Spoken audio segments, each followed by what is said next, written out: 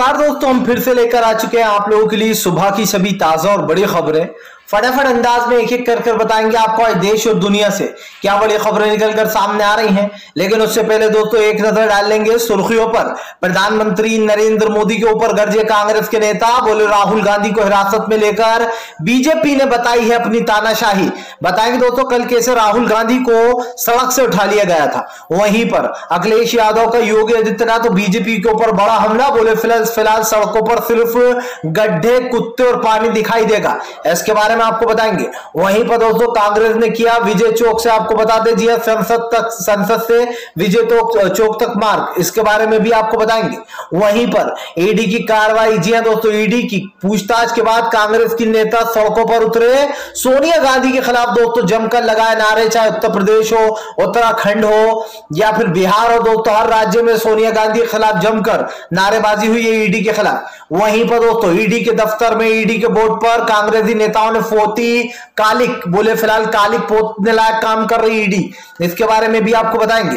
वहीं पर दोस्तों गुजरात में नकली शराब पीने से 28 लोगों की मौत, अब बीजेपी दोस्तों लिपापोती में लग गई। बोले आपको बता दें वहां के डीआईजी बोले दरअसल जहरीली शराब से नहीं बल्कि केमिकल से मरे। अब आप समझिए, जब बीजेपी की छीछालेद होने लगी तो बीजेपी बयान बदलवा रही है, इसके बारे में भी आपको बताएंगे। वहीं पर अरविंद केजरीवाल पहुंचे गुजरात के, दोस्तों आपको बता दें मंदिर सोमनाथ, बोले फिलहाल बीजेपी का काला चिट्टा खुल गया। जो लोग शराब पर बवाल मचा रहे थे उनके खुद के दामन में 100 छेद, इसके बारे में आपको बताएंगे। वहीं पर कांग्रेस के 19 सांसद हुए दोस्तों निलंबित। एक बार फिर से संसद में जोरदार हंगामा। कांग्रेस नेता बोले फिलहाल महंगाई के मुद्दे से भाग रही मोदी सरकार, इसके बारे में भी आपको बताएंगे। वहीं पर दोस्तों मध्य प्रदेश में सोनिया गांधी के समर्थन में जी अभी कांग्रेस के नेता उतरे सड़कों पर। मामा शिवराज को लिया उल्टे हाथ, ईडी को बोला बड़ा हमला, इसके बारे में भी आपको बताएंगे। वहीं पर अगले बिग ब्रेकिंग में हम आपको बताएंगे दोस्तों जी, दरअसल आपको बता दें शक्ति सिंह गोयल कांग्रेस के नेता का मोदी सरकार पर बड़ा हमला। बोले जब गुजरात के सीएम थे, जब उन्होंने एसआईटी की रिपोर्ट भेजी और उनको बुलने के लिए बुलाया, तब मोदी सरकार ने भी ऐसा ही विरोध किया था एसआईटी की रिपोर्ट पेश करने के बाद, जिसके बारे में आपको बताएंगे। वहीं पर दोस्तों दिल्ली पुलिस की बर्बरता आई सामने। बीवी श्रीनिवास के दोस्तों बाल खींचे गए। अब आप समझिए सारी की सारी हदें बर्बरता की पूरी कर दी गई हैं, किसी इंसान के बाल खींचे जा रहे हैं, इसके बारे में बताएंगे। तो सारी खबरें फटाफट अंदाज में देंगे, एक एक कर देंगे। फिलहाल सर चलिए बढ़ते हैं सबसे पहली और सबसे बड़ी खबर की ओर। दरअसल दोस्तों आपको बता दें संसद से सड़क तक दोस्तों कांग्रेस का हल्ला बोल। ईडी के खिलाफ और महंगाई के खिलाफ कांग्रेस ने किया जमकर प्रदर्शन। दरअसल दोस्तों आपको बता दें कल राहुल गांधी और सोनिया गांधी को ईडी के सामने पेश होना था। ऐसे में राहुल गांधी ने दोस्तों आपको बता दें संसद से चौक तक, जी हाँ जो है यहाँ पर उन्होंने विजय चौक तक जो यहाँ पर मार्ग निकालने की कोशिश की, लेकिन पुलिस ने उनको बीच में ही रोक दिया। पुलिस के रोकने के बाद दोस्तों राहुल गांधी वहीं पर धरने पर बैठ गए, जिसके बाद पुलिस ने राहुल गांधी को गिरफ्तार कर लिया। मामला सिर्फ यहीं पर नहीं रुका, राहुल गांधी को तो गिरफ्तार कर लिया गया दोस्तों, लेकिन उसके बाद जमकर कांग्रेसियों ने हंगामा काटा। आपको बता दें ऐसा लग रहा था कल तो जैसे सड़क पर सिर्फ कांग्रेस दिखाई दे रही है। अनलिमिटेड गिरफ्तारियां हुई, अनलिमिटेड दोस्तों लोगों को बसों में भरा जा रहा था, लेकिन कांग्रेस के नेता बस में जाने को तैयार नहीं, वो निकल के बाहर आ रहा है। दिल्ली पुलिस अपना सर खुजाकर परेशान हो गई दोस्तों।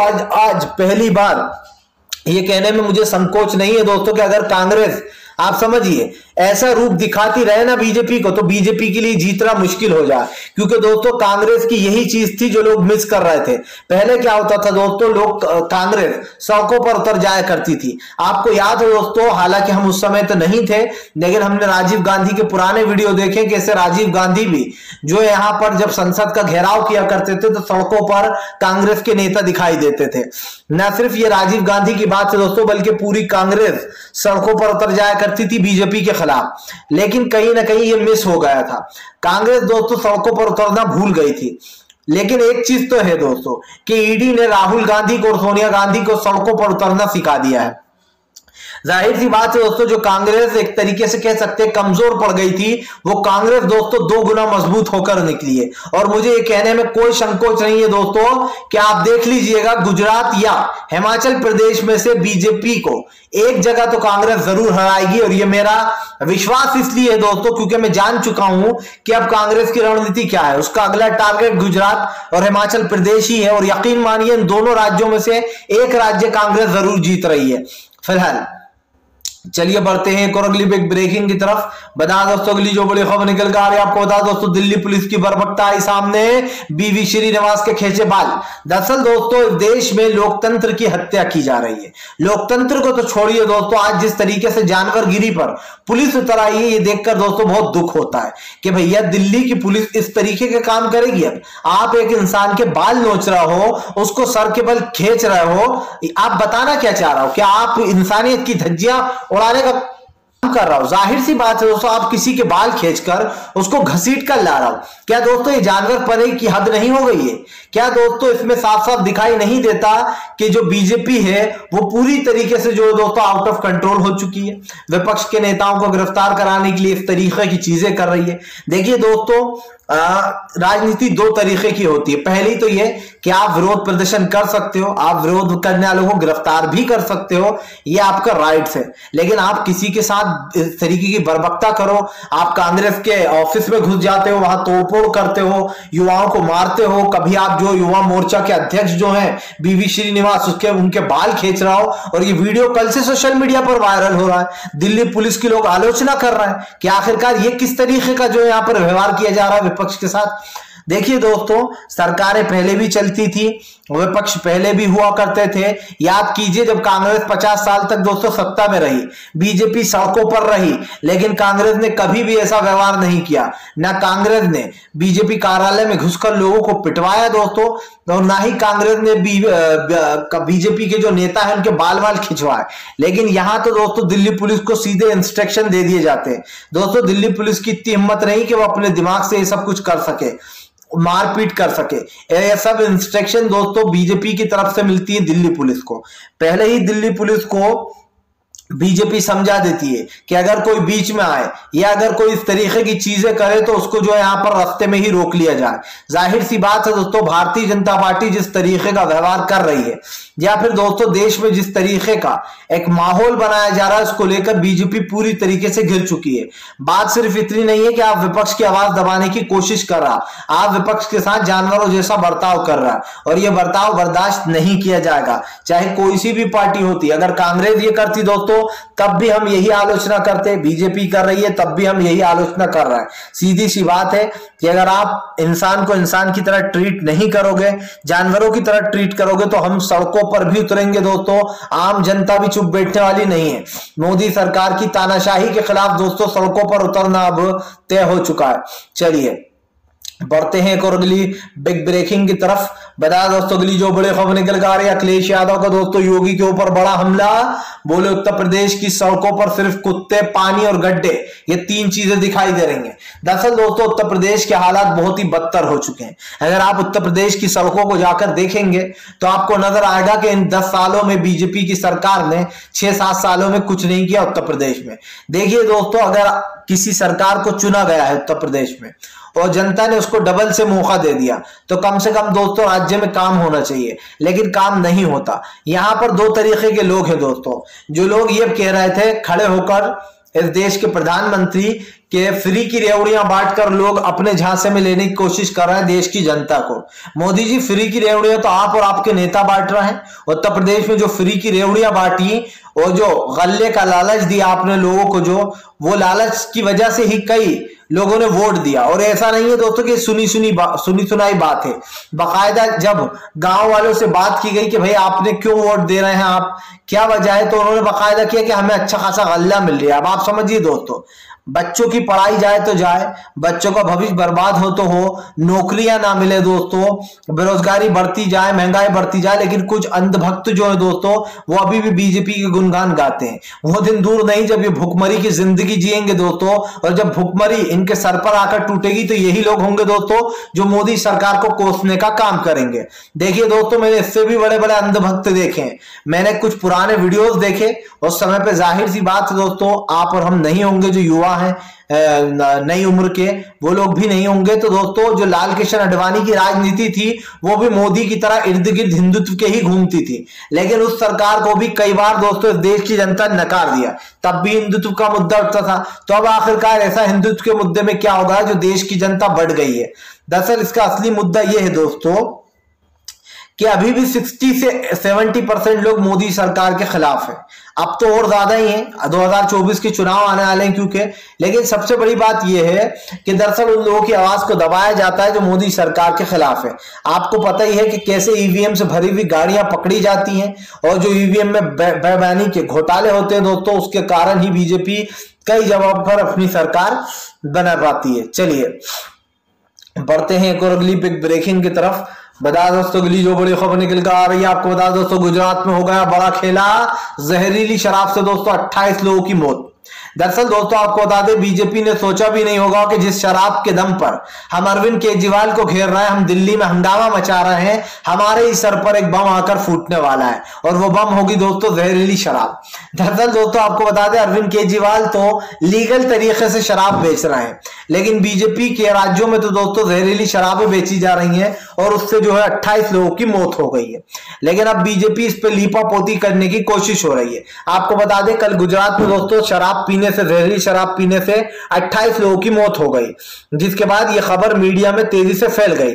जब मोदी सरकार को लगा कि अरे अरविंद केजरीवाल को तो हम शराब के मुद्दे पर ही घेर रहे थे कि अरविंद केजरीवाल शराब माफिया है, वो शराब बेचते हैं और शराब के पैसों से दिल्ली चला रहे हैं और भी कई बड़े बड़े आरोप लगाए गए। लेकिन जब कल दोस्तों बीजेपी खुद फंस गई इस मामले में और 28 लोग जहरीली शराब से गुजरात में मारे गए तो बीजेपी को कुछ सूझा नहीं।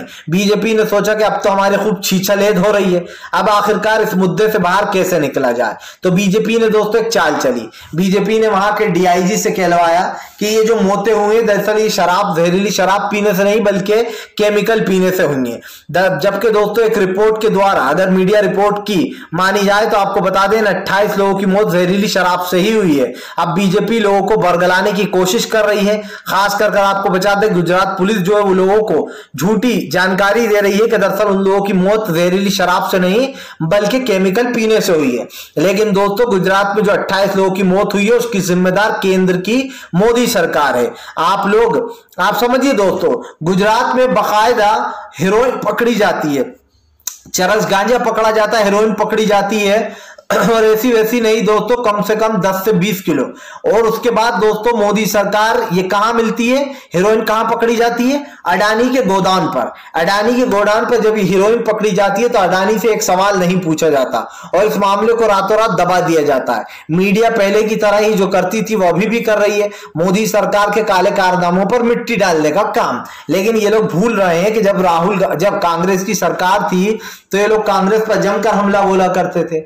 लेकिन दोस्तों अब बीजेपी की सरकार है तो ये लोग बीजेपी के सामने चुपचाप बैठे हुए हैं। लेकिन वो दिन दोस्तों दूर नहीं है जब फिर से एक बार कांग्रेस की सरकार आ जाएगी देश में, उसके बाद बीजेपी तो जो है दोस्तों आप समझिए सत्ता से उतर जाएगी। लेकिन उस वक्त देखेंगे कि ये जो मीडिया है ये कैसे बीजेपी की पोल पट्टियां खोलने का काम करती है। इससे पहले हमने देखा है कि ऐसे अर्नब गोस्वामी सोनिया गांधी के पैर में गिरा पड़ा था और कह रहा था मुझे आपका बस एक इंटरव्यू चाहिए, मैं तो आपका बहुत बड़ा फैन हूं, तब क्योंकि सरकार दोस्तों कांग्रेस की हुआ करती थी। लेकिन अब दोस्तों ये दंगाई पत्रकार, ये तिहाड़ी पत्रकार दोस्तों सोनिया गांधी के खिलाफ आए दिन जहर उगलता रहता है और यही कारण है जो अब इस जहरीली शराब वाले मुद्दे को गुजरात के को दबाने की कोशिश की जाएगी। गुजरात में बाकायदा 28 लोगों की जहरीली शराब पीने से मौत, लेकिन बीजेपी इस मुद्दे को दबाने की पूरी कोशिश करेगी क्योंकि उसने इस पर मिट्टी डालना शुरू कर ही दिया है। उसने सीधे सीधे पुलिस कमिश्नर से साफ कहलवा दिया कि भैया देखो ये जो मौतें हुई है ये जहरीली शराब से नहीं बल्कि केमिकल पीने से हुई है। वाह भाई, 28 लोगों ने दोस्तों केमिकल पी लिया। जरा पूछा जाए दोस्तों कि 28 लोगों ने कौन सा केमिकल पिया है। और ये बहुत बड़ी बात हो जाती है दोस्तों कि जो मोदी सरकार बड़ी बड़ी चीजें बता रही है दोस्तों, बड़ी बड़ी बातें कर रही है, उसकी पूरी तरीके से पोल पट्टी खुल चुकी है। चलिए बढ़ते हैं एक और अगली बिग ब्रेकिंग की तरफ। बता दोस्तों, सड़क से संसद तक हंगामा, कांग्रेस ने महंगाई को लेकर फिर से एक बार कांग्रेस ने बीजेपी को घेरा। दरअसल दोस्तों, संसद में जिस तरीके से कांग्रेस के नेताओं को एक के बाद एक निलंबित किया जा रहा है, यह कहना गलत नहीं होगा दोस्तों कि बीजेपी सच्चाई से डरती है। बीजेपी दोस्तों मानसून सत्र को पूरी तरीके से बर्बाद करने में लग गई है, और यह हमें पता ही था कि भाई जो है यहां पर मानसून सत्र हो या फिर दोस्तों आप समझिए जितने भी सत्र लगते हैं, शीतकालीन सत्र, हर सत्र में विपक्ष को बोलने नहीं दिया जाता और इसी तरीके से जो है संसद को ठप कर दिया जाता है। आपको बता दें दोस्तों, दरअसल कल कांग्रेस के नेताओं ने फिर से एक बार जो है यहां पर हंगामा मचा दिया संसद में कि महंगाई के मुद्दे पर बात होकर रहेगी, आपको बात करना पड़ेगी। लेकिन भाई साहब, यहां पर महंगाई के मुद्दे पर इनको बात ही नहीं करना है, इन्होंने सीधे सीधे मना कर दिया। और आपको बताते चले दोस्तों, महंगाई के मुद्दे पर बात करने से मना तो किया ही किया, लेकिन 19 सांसदों को निलंबित भी कर दिया गया है। ये पहला ऐसा मौका नहीं है दोस्तों जब बीजेपी की इस तरीके की हरकत सामने निकल कर आई है। इससे पहले भी हमने आपको बताया है कि बीजेपी की जो असलियत है, जो बीजेपी का असली चेहरा है, वो आए दिन जनता के सामने आता रहता है। अब आप अगर महंगाई के मुद्दे पर संसद में बात नहीं करना चाहते तो फिर आपने संसद क्यों लगाया? एक काम करिए, आप बड़े बड़े ताले डाल दीजिए संसद में, और आप तो एक काम करिए, अदालतों को भी बंद करिए। सीधे पुलिस गिरफ्तार करेगी, पुलिस ही फैसले करेगी कौन जो है यहां पर गुनहगार है और कौन जो है यहां पर दोस्तों बेगुनाह है। और अगर यकीन मानिए देश की अदालतें बंद हो जाएं तो दोस्तों जो देश की जेलें है ना, वो जरा में फुल हो जाए, क्योंकि बीजेपी हर उस ईमानदार पत्रकार, हर उस ईमानदार इंसान को जेल में ठूस दे जो बीजेपी की पोल खोलने का काम कर रहा है। और पुलिस का तो आपने देखा ही है, जरा से पैसे जेब में आए, किसी के भी ऊपर झूठा केस बनाया, उसको फंसा दिया। ये तो पुलिस के हाल हो रखे हैं। आए दिन पुलिस जो रिश्वत लेती हुई पकड़ी जाती है, आए दिन करप्शन इनका सामने आता है, लेकिन इनके ऊपर कोई एक्शन नहीं होता। क्यों? क्योंकि मोदी सरकार खुद बढ़ावा दे रही है। आप देखिए दोस्तों, कांग्रेस के राज में एक चीज बड़ी अच्छी थी कि उन्होंने पुलिस को उतनी ही पावर दे रखी थी जितना उनको, आप समझिए, जितने में वो अपना काम कर सके। ऐसा नहीं है कि कांग्रेस ने पुलिस को इतनी पावर दे दी कि वो आम जनता की बैंड बजाने में लग गई है। और आज मोदी सरकार ने पुलिस को इतनी पावर दे रखी है कि वो किसी भी आम इंसान को दोस्तों हाथ उठा देती है, किसी भी आम इंसान के ऊपर हाथ उठा देती है, गाली बक देती है। क्यों भैया? आपको किसने हक दिया किसी को गाली बकने का, हाथ उठाने का? लोकतंत्र में किसी ने यह हक नहीं दिया है कि आप किसी के ऊपर इस तरीके से हाथ उठाएं। आप अपनी विचारधारा जो यहाँ पर बता सकते हैं, ये जरूर बता सकते हैं कि क्या हो रहा है, लेकिन आप किसी के ऊपर इस तरीके से व्यवहार नहीं कर सकते, क्योंकि दोस्तों हमने पहले भी कहा है और फिर कहेंगे कि मोदी सरकार की बर्बरता और मोदी सरकार की दोस्तों ये जो इस वक्त दिखाई दे रही है ना हमको, जो इंसानियत को जो बड़ा ढोल पीटा जाता है, उसमें मोदी सरकार पूरी तरीके से घिर चुकी है। प्रधानमंत्री पहले ये तय कर लें कि वो किसके साथ है, देश की जनता के साथ है दोस्तों, या फिर जो है यहाँ पर देश में एक तरीके से फिर से सांप्रदायिकता और नफरत का माहौल घोल दिया गया है। चलिए बढ़ते हैं एक और अगली बिग ब्रेकिंग की तरफ। बता दोस्तों, सोनिया गांधी और ईडी को लेकर आपको बता दोस्तों, कांग्रेस के कार्यकर्ताओं ने पोती ईडी के बोर्ड पर कालक, बोले ईडी कर रही है कालिक पोतवाने वाला काम। आपको बताते चले दोस्तों, ईडी की कार्रवाइयां और ईडी की छापेमारी पर अब कई सवाल उठने शुरू हो गए। दोस्तों ये सिर्फ विपक्ष की बात ही है कि ईडी सिर्फ और सिर्फ विपक्ष के नेताओं को ही गिरफ्तार करती है, उनके ऊपर ही जो है यहाँ पर दोस्तों चार्जेस लगाती है और उनको झूठा जेल में भी डाल दिया जाता है। सबसे पहला नंबर आया दोस्तों महाराष्ट्र के अनिल देशमुख का, उनको जो है यहाँ पर उप मुख्यमंत्री थे जेल में डाला गया। और उसके बाद नवाब मलिक को दोस्तों ईडी ने अपनी हिरासत में ले लिया।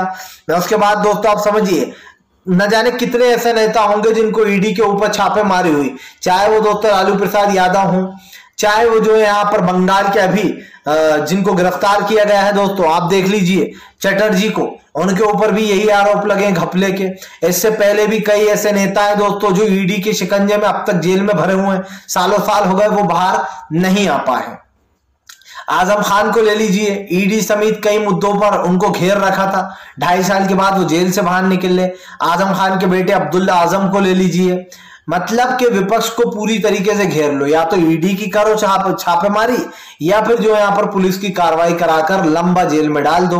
मुख्तार अंसारी, अतीक अहमद, और आजम खान, न जाने ऐसे कितने नाम होंगे दोस्तों जो अभी भी जेलों के अंदर है।